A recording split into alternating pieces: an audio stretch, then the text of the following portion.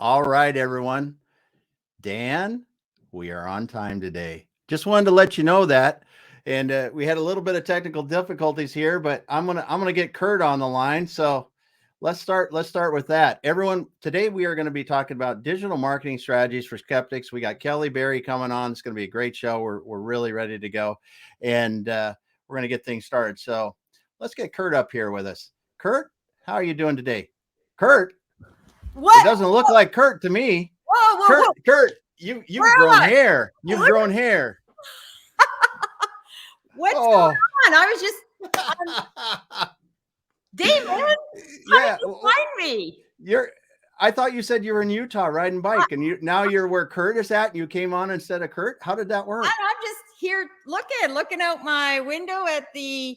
Can you see that? Oh, it's too bright. Yeah, I can't see the mountains behind you there.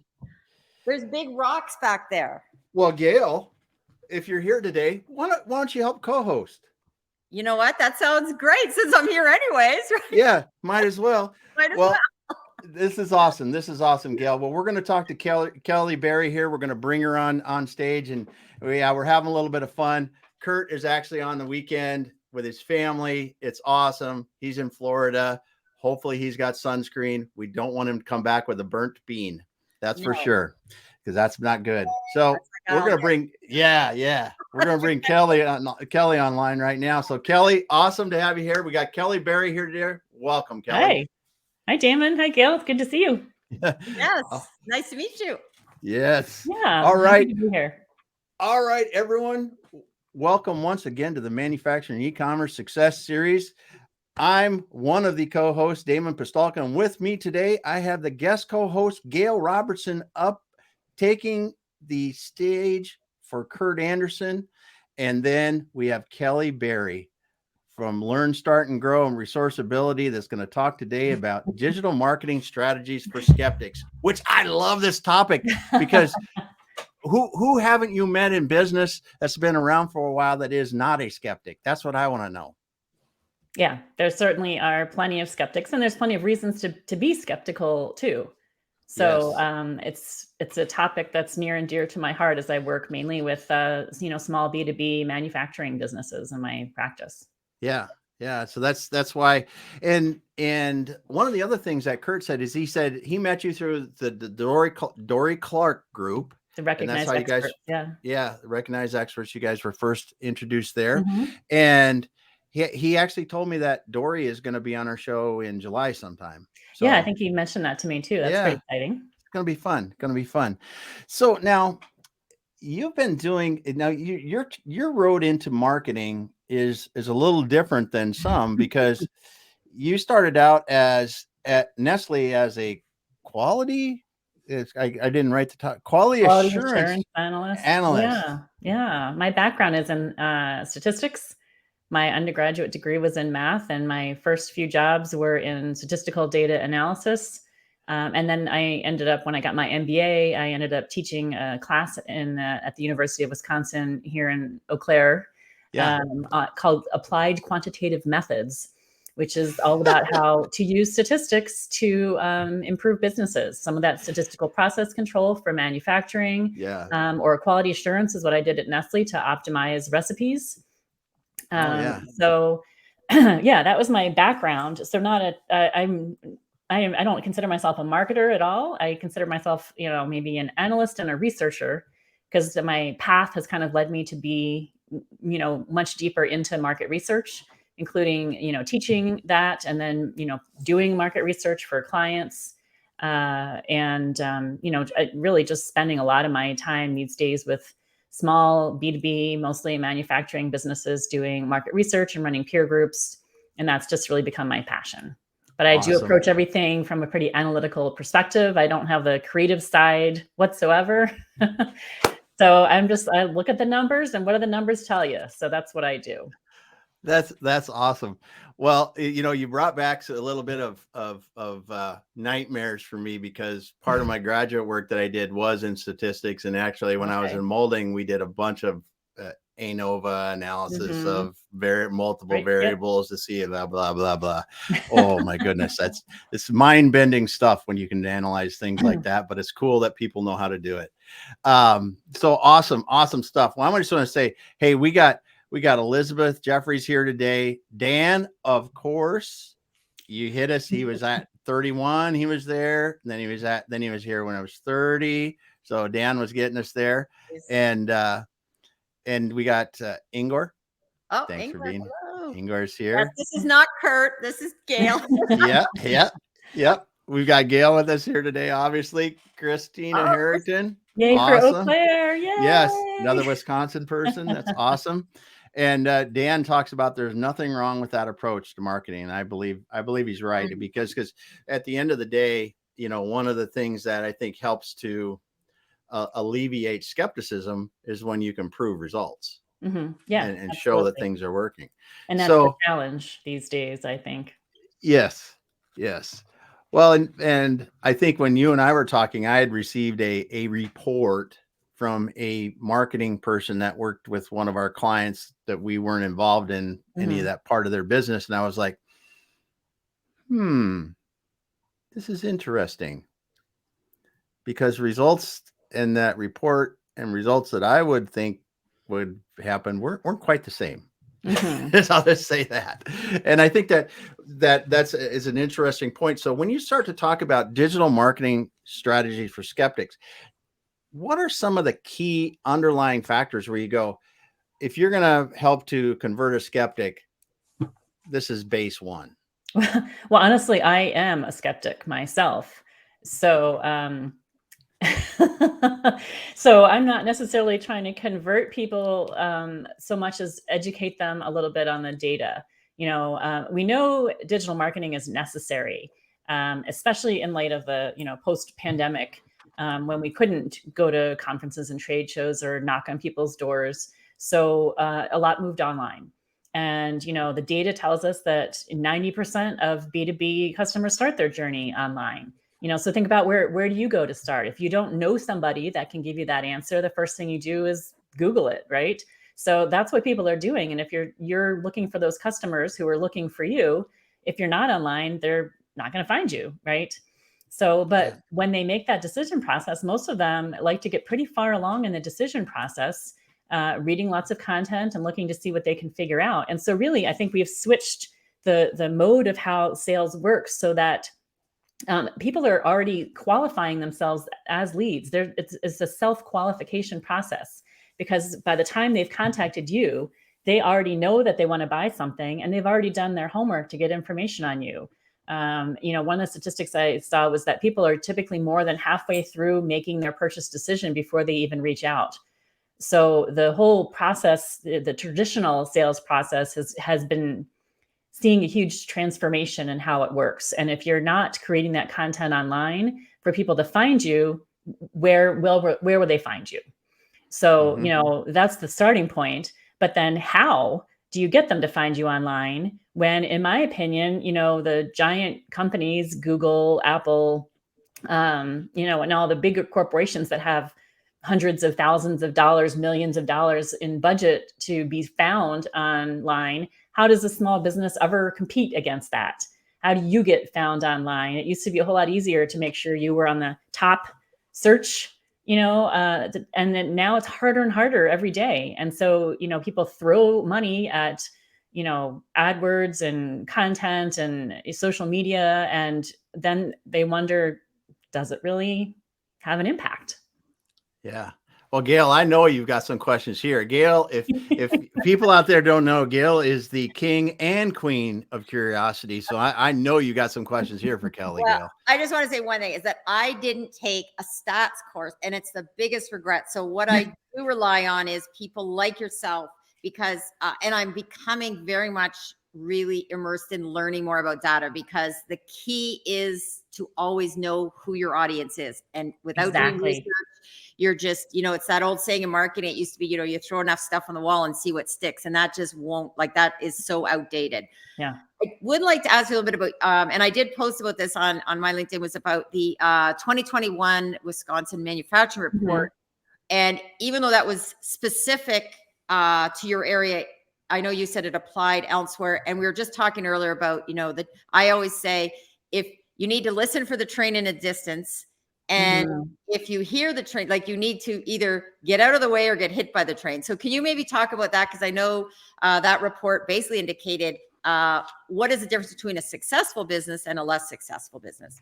Yeah, and it comes down to, and really this is the challenge that I see with the businesses I work with is, I kind of call it taking the time to pick your head up from, putting all the fires out and the day-to-day operations, especially the businesses I work with that are typically in the range of, 20 to 70 employees.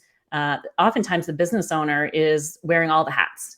They're the finance person and the marketing person and, making all the decisions. And so their time can be just completely overwhelmed with just managing the business, especially, today when people are struggling to hire employees and there's supply chain issues, and then you're not able to deliver product to your customers. So much going on. How do you, take the time to stop and look further ahead when you're, already worrying about day to day? But the fact of the matter is, if you don't, then you may not have a business in the future. We are in a kind of a huge disruption with what's going on right now, and a big transition. If you look at what's going on in the world around us, I mean, not just the, war in Ukraine and everyone's wondering, are we going to be moving into a recession? And we're still having lots of supply chain issues. And are we really moving to green energy, or are we not moving to green energy? So many things going on. And the large businesses have, teams of people that are devoted to long range planning. But small businesses need to really make that extra effort to stop that day-to-day stuff and start looking ahead. And, and that actually even ties back to digital marketing, because if you're looking at your industry and are providing some insights, then that's really valuable content for your customers. And then they may turn to you as if you're an expert or an authority in that field, because you did take the time to step back. It helps, create that trust for potential customers. And a follow-up question to that, a lot of times I hear, especially in manufacturing, that, digital marketing or marketing works for B2C, but B2B is completely different. So, and I often ask the question because I know I have an answer. I'm sure Damon has an answer. I'd really like your perspective from a research point of view. Great. Yeah. And the research shows that there has been a lot more digital marketing going on. One of the key reasons is because a lot of the buyers in the industrial world now are millennials or Zoomers, Gen Z. And this generation, they prefer to not speak on the telephone. They prefer to quietly do some research in the background. They want to read everything they can, do their own research, make their own decisions, and interact with people as little as possible. So if you want to sell to those, millennials and Gen Zers, then you need to be online. So that's a huge portion of it is just that shift. And then certainly the pandemic moved a lot of people online when maybe a lot of their sales were coming through networking events or, trade shows and that kind of thing.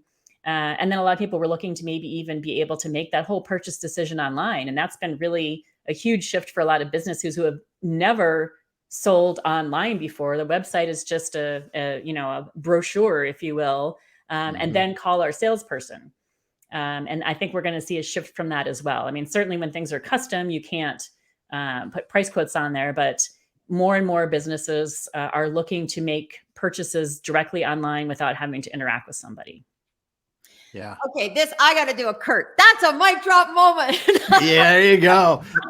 Thanks, Kurt. Yeah, you had to pull in. That was awesome. Here, he'd be like, damn it. Oh my God.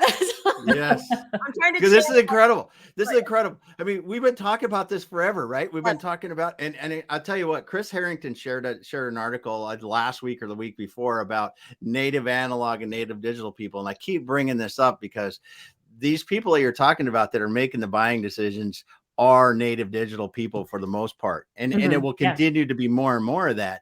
And while you can continue to be successful for a while selling 100% traditional, you are losing market share every day to those people. And one of the things I find really intriguing about all of this discussion, because you're right, David, we've talked about this so often, is that it's people. There's not like companies. People don't buy from a company. They're buying from a person. And that's been a big shift too. Yes. And to make those personal connections. And everybody is searching. I'm on a trip right now, and I've made 2 decisions based on the search I did through Google. Biking, I went on their website, their content, everything. They had information that delivered us to go get our bikes there, even though there were bikes closer to the park. They had, that decision was made online first. And yes. So the same thing, and I think there's a disconnect, and this is the biggest divide I see, is that this is how people are living their life over here, but somehow they think in manufacturing, all of a sudden people react differently. And that's to me is this chasm. So I don't know, and this is where you come in with, I think, the research. We need to. Well, and it's a huge challenge, really, because I am convinced that you need to have an online presence. I'm convinced that you need to have content so that people can find you and understand you, and that you become someone that they know, like, and trust even before they've met you. So that's so important. But then if you look at the data of how people find things online, it does not make you want to spend your money online. So for example, LinkedIn is a huge place for connecting for B2B. However, the average engagement rate on LinkedIn is 0.35%. So what does that tell you? I mean, that's of people who already are connected to you, less than 1 out of 100 will even engage, like or post or anything. And so there's really not, so you're thinking, if you're, posting all that stuff online, how do you get this to convert to a customer when the engagement rate is so low? And then if we look at Google searches, maybe you've noticed how they've changed over time. The ads aren't on the right anymore. They're kind of hidden, in the search. And then on top of that, the statistic I found was that over half of all Google searches never leave the search engine results page. They don't even click on a single link. Yep. Because Google is doing such a good job giving you the answer you're looking for right away that you don't need to go to anybody's website. So as a small business owner, how do you get anyone to even find your website when they're not even clicking on a single link? One option is to try to be the person that has the answer to the question, but that's not an easy thing to do. And a lot of those questions are more vague. But the other way is to just start to be a little bit more creative about how people find you and how you find people beyond just, Google AdWords and search engine optimization, but, finding other ways to connect with business owners. Another one, because it is so true. You got to stand out. And I think the one thing that you said here, 50% of the people never leave because they get answers. And I see myself yesterday, I did 2 or 3 searches and I was just like, right there, here's what I need to do, blah, blah, blah, blah, blah. And I just want to stop for a second. Val said this, she's interacting with people as little as possible. She's suddenly feeling younger. I like that. There you go. Good stuff. And then Chris, she shared that article. It was awesome. If you haven't seen it, go back and take a look at it, because it really was a great one to do. And Chris said, great point. And Dan said too, he said, I'm looking at my kids differently than I did before. But it's something. I mean, Gail, you've got a young son. I've got a young son, and watching the way that they just live their lives, it is a lot different. My son definitely big on YouTube. I'd like to go back to something you said about the engagement on LinkedIn, though, because one of the things I find interesting is that when there's a lot fewer people engaging, but there's a lot of lurkers. And I find I do some things on TikTok, and I am surprised at how many people have seen my TikTok, but I never knew they've seen it, but they're watching. They're lurkers. They're lurkers, right? So, could you talk about that? Because a lot of times, I'd like to understand maybe if you've done any research around that, about on LinkedIn, I think only 1% of people on LinkedIn actually are posting and doing anything. Right. So does that equate to maybe greater, and this is maybe a leading question, greater potential? Because if you even do a few posts, you're further ahead than people who Yeah. aren't doing. Absolutely. I just saw a study recently, I don't have it right in front of me, that was actually about Twitter and the percentage of people that are lurkers on Twitter, which was a huge percentage, and Really? how you can't, don't ignore the lurkers was essentially what they were saying, because they are reading, and the people that do engage with you may ultimately encourage those lurkers to also engage with you. So if they see that you're someone that does have some engagement, then that's kind of what you expect to see. And I would imagine the same statistic holds true in LinkedIn.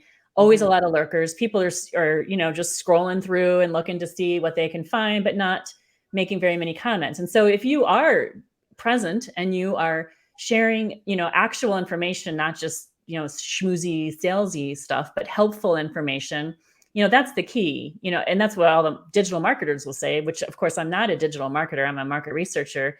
But the digital marketers are always saying, content is king. You don't want to have all your posts be about you and about your sales. You want it to be very, very much customer focused. And same thing for your website. If you're doing a website and it's all about my company, I do this or we do this, and not you, the customer, then, that is hampering your sales as well. People typically want to hear about how you can solve their problem more so than anything else. Yes, you don't want your website, as Kurt would say, to have the dreaded WeeWe Syndrome. Exactly. Allison DeFord coined that, and it's something we use often because that's in manufacturing. We honestly, it's just like, oh, you start to look at some of these websites and like, we have great quality. We've got all these awesome machines. We've got all that. And you think about it from the buyer's perspective. They got no idea, or they can't do what you just talked about a minute ago. They can't get through the buying process when you say, I've got this great big Morisiki 5-axis thing with this envelope. And it's like, they don't know what it's. Yeah. I mean, We that's a don't buyer need trying to, machinery. yeah. We need to understand, what do you make? And is it what I need made? Right. Case studies are a great way to do that. Having a separate page for each industry that you work with is a great way to do that, so people can better identify themselves with what they see on your website. Yep. So those are some key points, because one of the things I talk about in my digital marketing for skeptics class is that you need to make sure that your website meets some, minimum criteria. And one of that is, the focus on the customer more than you, for certain. And then the other is, case studies, examples, testimonials, anything that can help your potential customers identify with what they're finding online. So that's so important. And in the it's a free course that I put together. There's 5 minutes of listening or reading, and then 5 minutes of homework. And so homework might be reach out to some of your best customers and ask them for testimonials to put on your website. Or go see if you have Google Analytics set up and see what it's telling you, things like that. So the idea is that, a little bit of homework can go a long way. And if you are following content in the right places and then sharing it or curating it and can become that trusted source of information, that's going to be what catches the eye of those, whether they're lurkers on LinkedIn or people that are finding your website and looking to see what you have to say. You need to be able to draw them in with the content that helps them identify that you can help solve their problem. Yes. Go ahead, Gail. There is gold there if you spend some time looking in there. And a funny little story. I've in the past have had some smaller clients. I said, oh, I go through the checklist website. I said, do you have Google Analytics? Oh yeah. And I go, okay, do you have any reports? And they look at me like, and I realized, I go, do you think the Google Analytics fairies come in the night and give you a report? Are you looking at the Google Analytics? Yeah. Do you want to can you talk about Google Analytics and also maybe talk about your course that's free? For it, which I think is amazing, because I've already just in the first one, like, you have dropped some amazing content information. So, and Dave, we probably should, I guess, make sure those get in the comments later for people. Yeah, we will. But Google Analytics, what do you want to say about that? Is there anything you can give, any tips, suggestions, the power of it? Well, again, I'm not a digital marketer, so I don't get into all the nitty gritty detail, but the point of the matter is that you should understand where people are coming from when they go to your website. Are they coming from LinkedIn? Are they coming from just a general search? Are they coming from a Chamber of Commerce website? Or, the more you can understand where people are finding you and how often they're finding you and how long they're on the pages and which pages they're on, those are all clues for you to figure out what's working and not working. So when we have this challenge of, throwing money, and the statistic I have is that for businesses under 20 employees, the average spend on social media is $2,500 a month. And for 20 to 50 employees, it's more like between $4,000 and $7,000 a month. And that's just on social media spend. So if you're spending that much money, is it doing anything?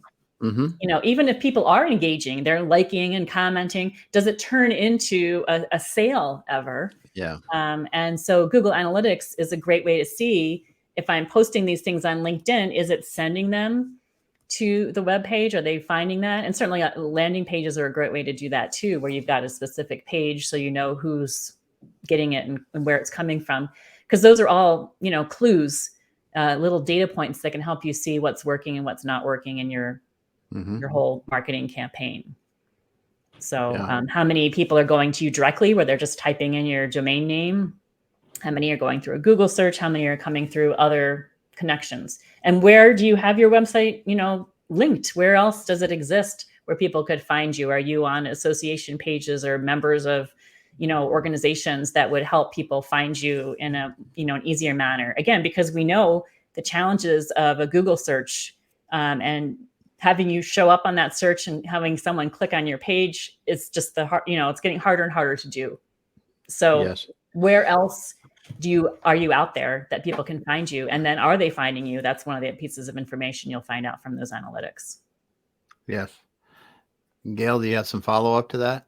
No, I'm good. Unless you have, I always have. No, I think about this, and you bring up such a great point with, it's so difficult to rank on Google, and you don't want to just flush those efforts, right? Because you want to be there, you want to show up, but when you're competing against big companies or that's like LinkedIn, just do the Google search on yourself with your company name, and I'll bet LinkedIn is up there in the early ones, and your own website probably isn't. They're probably ahead. It's just because of the marketing power of these kind of companies. Yeah. So when you look at it, what are some of the interesting ways that you see people standing out? Well, I think the best way to stand out is to not play the game that you don't think you're going to win, which is the, rank high on Google searches. So again, the one key is to really, really niche down. Who are your customers? What's your best customer? How much detail do you know about this customer? And then where do they get their information? It's the same marketing questions you would ask in B2C for that matter. But do they belong to any trade associations? Do they attend any events?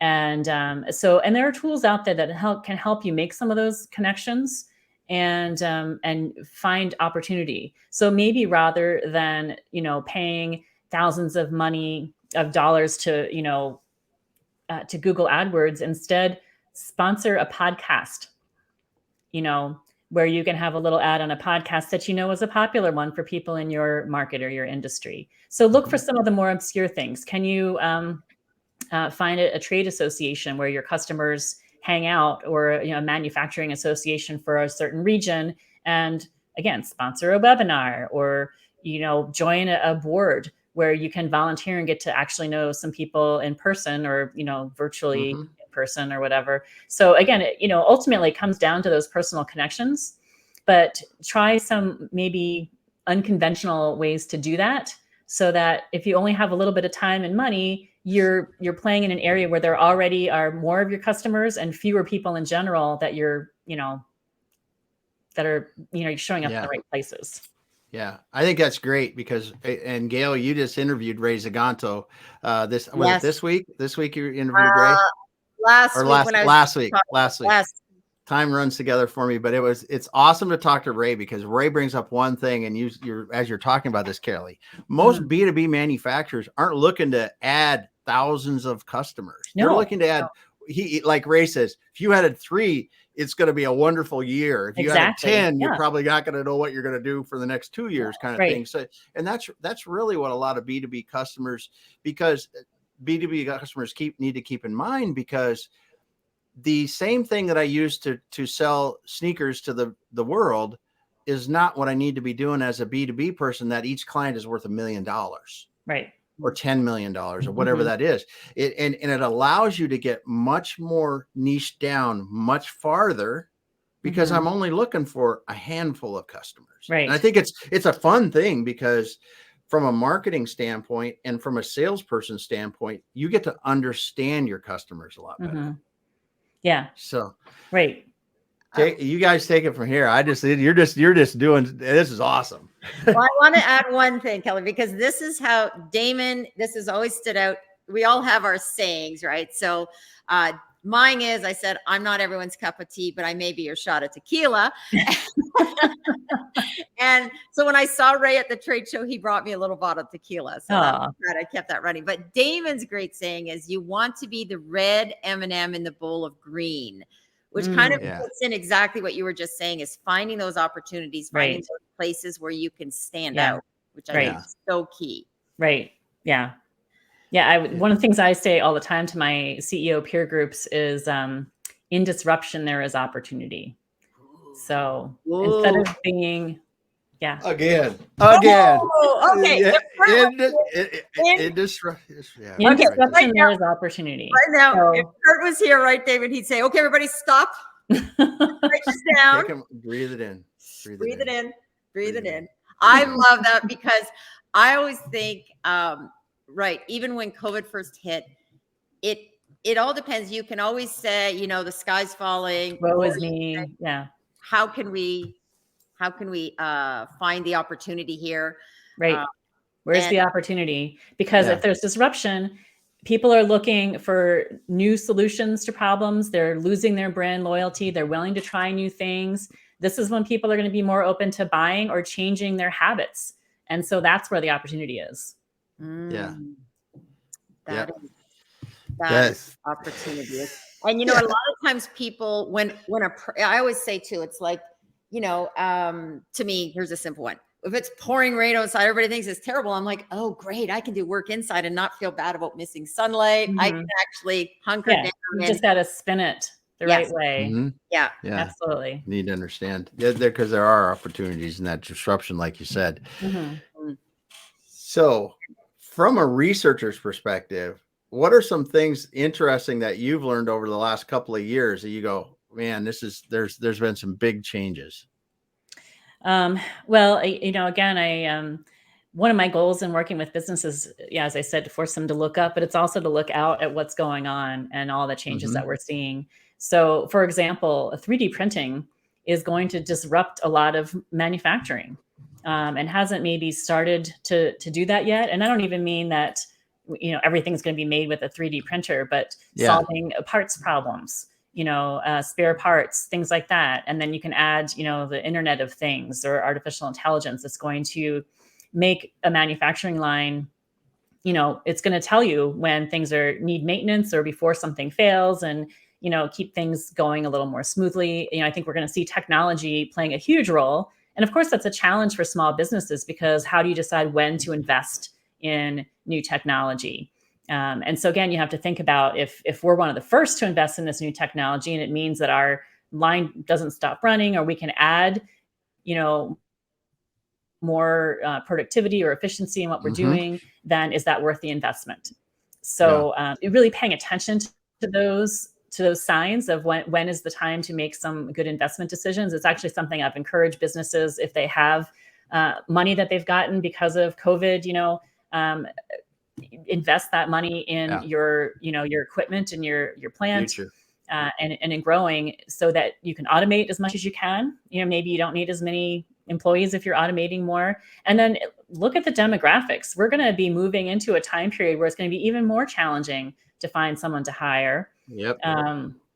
right now, immigration rates are very low. And the population, a lot of people are aging out. So if that's your knowledge base, that's a big issue, is knowledge transfer. As you have employees retire, is all the knowledge in their head, or have you been able to transfer it to other people or document it in some way? And then what does the future of education look like in terms of who are your ideal future employees? And I think small businesses have huge advantages over larger businesses because there is a lot more loyalty when you work for a small business owner. They know you, they know your family, everyone works together. It's hard to just, I don't know, lay 600 people off by Zoom, for example. Yeah. So, it used to be that big business was where you wanted to be for your career, because you would get the pension and all the lovely benefits, and you could just be there forever. And it just doesn't work that way anymore. I think, whether you're running your own business or working with or for other small businesses, there's more loyalty there. And, it gives people that ability to work together and kind of find the right path for the business based on the people that are on your team. Yeah. Yeah. It's so much in there, because it is the opportunity for the smaller businesses to really connect with people at a deeper level, both internally and their customers. I don't think you can match that in a large business. Right. I agree. They're constantly trying to track all that data right now. Everywhere you go, you're being tracked. But small businesses know those people. They don't just have the data, because the data can be misleading sometimes. Yeah. So yeah, that's for sure. Personal connections mean a lot. Yeah, because again, we've talked about this many times, Gail. Many people, it's the human to human. That's what it is. It's human to human business. And as we move down the road, and that should be your goal with digital marketing too. Is because marketing can be both inbound and outbound. So if I know who my ideal customers are, then the more I'm online, the more I have the opportunity to connect with those customers. And if I can, find them on LinkedIn and see what they're commenting on and get to connect with them, then you're making that personal connection, but you're not doing it by going to a trade show or knocking on doors. It's just a different way to do it. Yeah. Yeah. And Kelly, one of the things that you're doing, and I think this is really crucial, because we have so much data at our fingertips. And what I really find impressive about what you're talking about, what you're doing, is that you're the person that can take that and sift through it, because you can sit on a bunch of Google Analytics reports, and if you're not able to take that and it's like, to me, it's like another language, almost like a language right now that I'm not as adept at, for example. So I would say more and more, I look to people who can analyze that. So could you maybe talk about that in this aspect of it being like another language? Because some companies may say, oh yeah, we've got Google Analytics, we get these reports, and the reports come through each week and someone looks through them. What do you think is needed next? Again, leading question, but what are you? Well, it's actually, it's not always the numbers. It's also kind of just looking for those signals of change. And that's one of the things that I do, again, because I'm a market researcher. I spend a lot of my time reading trade journals, journal articles, business journals, and you start to see patterns. You start to recognize them. And that's one of my job when I am hired to do market research, is to see, where's the lowest hanging fruit, for example, which industries or new types of customers have the best potential for our business. And so I'm reading a lot of detailed reports. I'm reading industry trends and all that. But the key is to synthesize it all, to pull it all together in a way that makes sense. Because my clients don't need the numbers. I mean, they like to know that my opinion is based on, on data, but they want to know, what should we do next? And so if I say, okay, I looked at these 8 different industries, and based on what I see, this one has the best potential, I can give you all the data that I use to make that decision. But what they ultimately want is for me to say, this is where to go.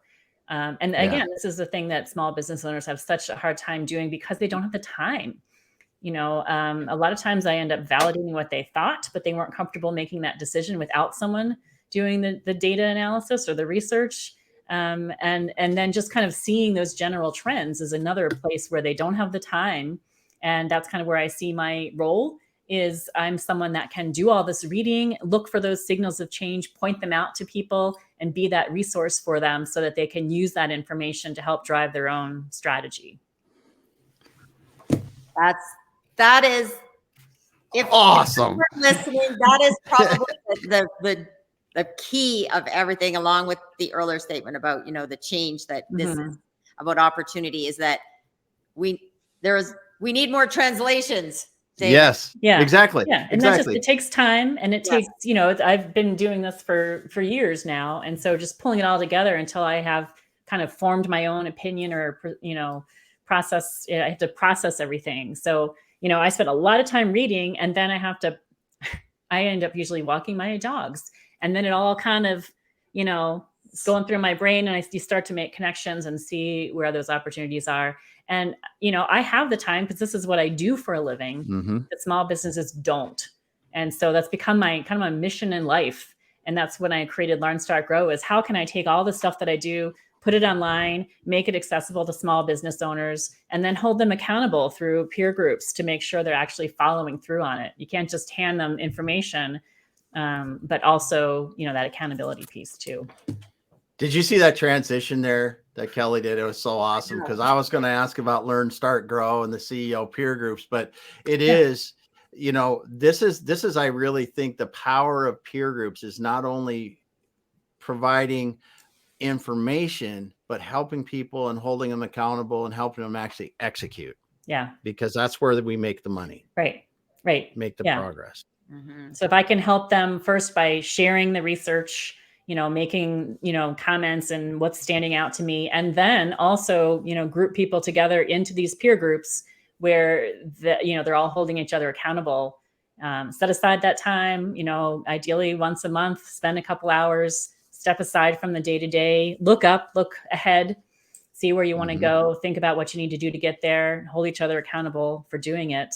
It's all about small businesses. I'm just such an avid supporter of small business, and this is the little area where I think I can make a difference. So that's what I'm going after. Awesome. Well, Gail, what I'm just sitting back flabbergasted. It's so awesome having you on, Kelly. Gail, what I know your curiosity has to be, the curiosity meter has to be pegged right here. So it is. Let it out. Well, one of the things, part of my business, I talk about sign up, suit up, and show up. And already Kelly has talked about the power of showing up, because that is in that whole idea of opportunity. And this is what people have also the greatest fear about. And where I see the dots being connected here being, Damon, I see you kind of an operations guy. I'm kind of the marketing person. Then we have Kelly here who could connect these dots for people. Because we know a lot of times companies know how to do the things, but then how do you get that out to the world? So and again, it goes back to, instead of throwing everything against the wall, why not use your energy and your resources? And I think that's what, Kelly, what you're saying, and based on the research I've done on you, is that's your spot, is that you're going to say, you're going to help people save time and money to get to where they need to go quicker. And instead of meandering all over the place. Right. I actually have a private online community, and the idea is that people can just subscribe to that, pay a subscription fee, and you gain access to any of the information that's in there, as well as connecting with other business owners, because I think there's such a huge value in doing that. But already in that community, I put together, every Friday, I put something together called 5 for Friday. And it's 5 news topics that stood out to me that I think are relevant to small business owners. Again, looking for those signals of change that might indicate what's going on. And it might be something like, what's the consensus about whether we're heading into a recession or not, or what are some new ways people are attracting, hiring new business people, or, the fact that they're making houses out of 3D printed concrete in Texas, or, whatever obscure stories I can find that I think could have an impact on businesses, on small businesses, and the opportunities that they can pursue, because you can pivot quickly as a small business, but you've got to be paying attention. Yeah. That's I'm just saying. I'm saying, well, it is 16 after the hour. We do need to wrap up here. I just want to be respectful of everyone's time. Kelly, thank you so much for being here today. I've just that's for Twitter. There we go. Awesome. It Good was a one. pleasure to be here with you. It was such fun talking to both of you, really. And I Yeah. appreciate all the comments that I've been watching as well. So Yeah. it's just nice to be around other people that share my passion for working with small businesses and trying to make a difference. Yeah. And I want to say thanks, Gail, so much for stepping in today and bringing some hair to the show. Kurt and I, we don't do that really well. And you blew us out of the water there. That's awesome. Took us over the top like I expected. I just want to say thanks to Dan and John and Christina, Ingor, Adam, Val, everyone else that comes back, supports us, does the comments in here. And thanks so much for spending your time with us today.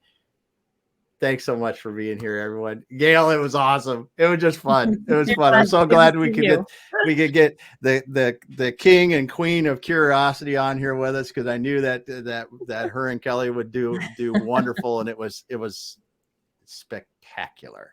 Can I ask one last question? Because this is what I would ask on my show to final. Go for it. Do it. Live is that how do you exercise your curious brain? That's such a hard thing to do when you're an analyst. No, that's like it's so hard. I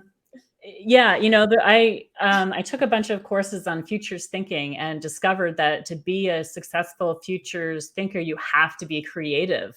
And that involves a lot of curiosity and just being open-minded to thinking new things. And so I kind of forced myself to, it's this great activity, which is think about your 2 or 5 years in the future, and then write a fiction story in the third person about you, about your business, or whatever you want to write about. What are you doing? I mean, just write about a typical day. So what are you doing in this day? Where are you? Who are you spending time with? And because essentially you got to make this stuff up.